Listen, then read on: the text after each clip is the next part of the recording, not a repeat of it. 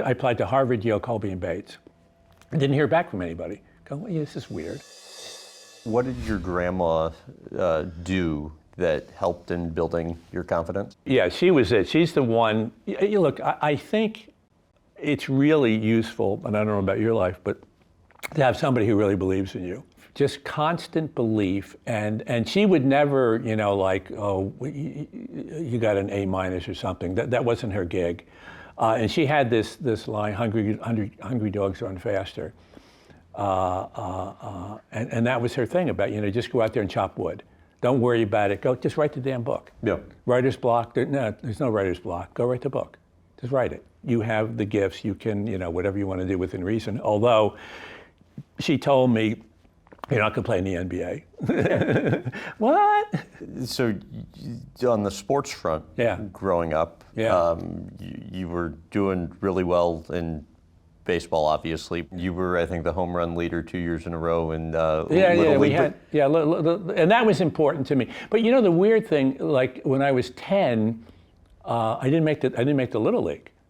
And that was heartbreaking. And it was crazy too, I should have, but I don't know what the hell it was all about. But I can remember that scene. I can remember walking off that field and being heartbroken in Little Newburgh. And then like the next year, I'm like, home run champion. So I don't know what the hell that was all about, but But what was it about basketball that made it your passion? I was totally into basketball, and I was this height when I was 12. So I was a scary Little League pitcher because I was like 6 foot. And at 12, in those days especially, you didn't have a lot of 6 foot pitchers looking down at you and trying to hit you, Or basketball, same thing at 12, 6 foot. It's, oh, okay, and you're a center, but eventually you're going to have to become a guard because 6 foot centers don't work. So so I could hit 25 footers and whatever, and it's beautiful. It's a beautiful thing. It's a beautiful thing, that flight of the ball and swish and cool. So I just aesthetically, I always loved it.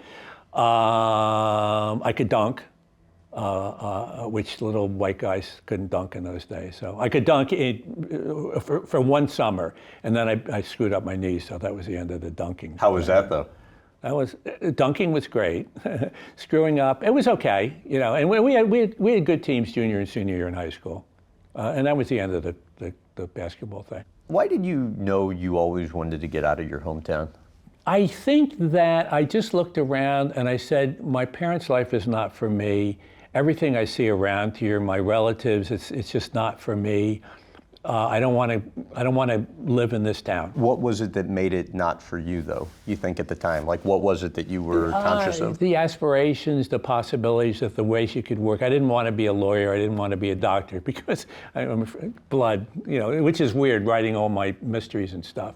But I'm not a big, I would faint in the operating room. That would be bad. I'm not sure if I understood exactly what was for me, because after Newburgh, my family moved to Lexington, Mass. And then I was working in a mental hospital. And I had not been, I was a good student, but I wasn't a big reader. And school didn't work for me, high school. I was very good at it, but it just, no, this is boring. I don't like it. I don't agree with a lot of stuff. I hated it. Well, except you hated school all the way through. Except you did quite well in school. Then explain how Brother Leonard kind of screwed you over. Oh, yeah. So I applied in high school to Harvard. I applied to Harvard, Yale, Colby, and Bates. I didn't hear back from anybody. Go, well, yeah, this is weird. So we go in to see Brother Leonard, who's at a Catholic high school. And my mother and I said, we don't know, like, how you do this. And this was the days when you didn't have all the information that you have now. And we're going, and he goes, he said, I never sent you transcripts to any of those schools. But you have a full ride at Manhattan College, which is Catholic college, Christian Brothers, which was the high school. And my mother said, full ride, we don't have to pay anything? And it turned out great at Manhattan because it was a tough school. In those days, the Christian Brothers were devoted to sort of poor, lower middle class, whatever. In those days, it was primarily Irish and Italian, like Giuliani, et cetera, et cetera, et cetera. And so it was a tough place, very disciplined and useful. I went into advertising and people, tough business. I said, nothing compared to the Christian Brothers. How Brother Leonard acted, you said, impacted you still to this day when it comes to authority figures. I think so. How so? Well, just in general. I don't know. I only respect authority when you listen to it and it makes sense. You think that started with Brother Leonard? No, I think it started at home. Okay. Yeah, father, whatever. Yeah. Why did you consider becoming a priest? Iron Fist. I'm a kid. I'm 11, 12 years old, and Mass was kind of cool and big, and the idea of God and doing the right thing and a higher power and all that seemed very compelling to me at the time. And I kind of admired the priest and some of the brothers. One of the nuns, pretty nun, terrible, terrible. What a thing to say. So it just appealed to me at that time. The career ambitions change. You end up getting into I didn't have advertising. any ambitions then. After that, it was kind of like, okay, let's get an education, because that seems to be the way you're going to need that to get open doors. And I think after that, it actually was a little haywire. I right around 18, 19, whatever, I started reading like crazy. Why?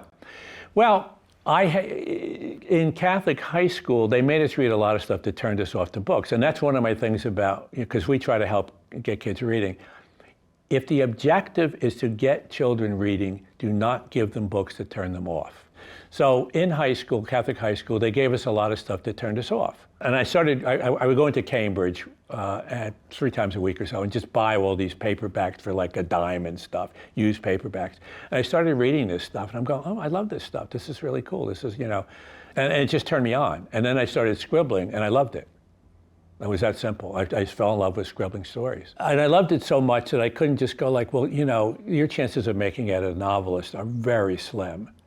So it didn't matter. I was going to try to do this no matter what. You said grad school at Vanderbilt was kind of a defining period for you, but it was on your drive home from Vanderbilt, the day plus of driving, that you would think through Broadway musicals. Oh, that was crazy. Yeah. So explain that. I don't know.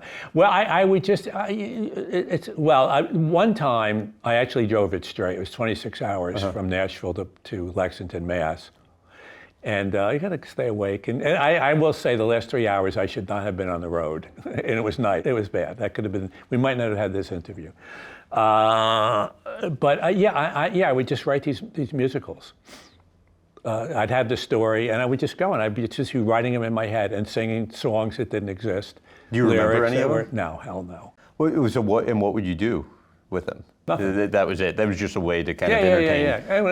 That was entertaining me. I liked them.